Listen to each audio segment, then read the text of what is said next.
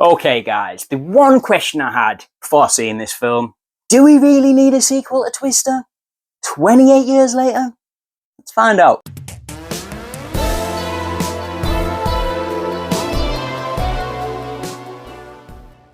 So guys, just to get straight into it, I would say the answer to that question is categorically, no we didn't. Does that mean this is a terrible film? No, not at all. But am I going to remember this movie at the end of the week? Probably not. So this is a sequel to the 1996 classic at this point, Twister, starring Bill Paxton and Helen Hunt.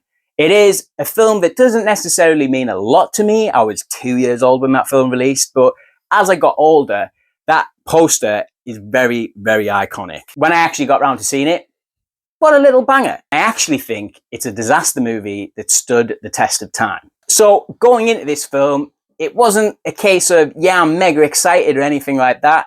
It just looked like a reasonable, enjoyable disaster film. Is it a good disaster film? It's super duper okay. Before we get into my positives, negatives of the film, little plot synopsis. Haunted by a devastating tornado encounter that happened 5 years ago, Kate is brought back in action to test some groundbreaking new equipment. She's also joined by fellow YouTube star Tyler, played by Glenn Powell. So guys, this film, it was okay. It was okay. I'll get into some of my positives right now. The intro of the film, the opening sequence, 2 thumbs up from me.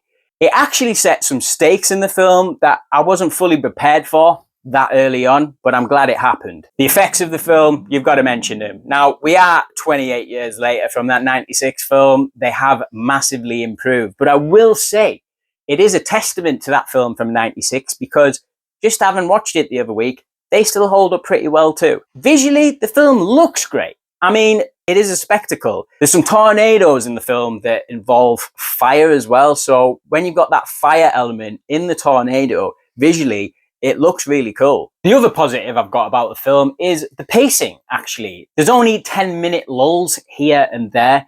You've got that classic 15-minute lull before the giant third act, but understandable. All movies have them at this point.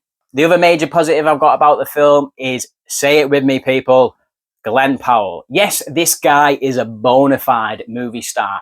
I didn't have a chance to review Hitman on the channel, really enjoyed it, but the best thing about that film and this film, Glenn Powell. This YouTube angle that they bring into Twisters, I wish they focused on that for the entire film, to be honest, because Glenn Powell's character Tyler, this YouTube star, the tornado wrangler, as they call him, most interesting bit about the film. This film does feel like that spiritual successor to Twister. Now, it's never mentioned in the film that this is like a direct sequel to that movie. It does have the mechanism that they use in the first movie, Dorothy. That does make an appearance here.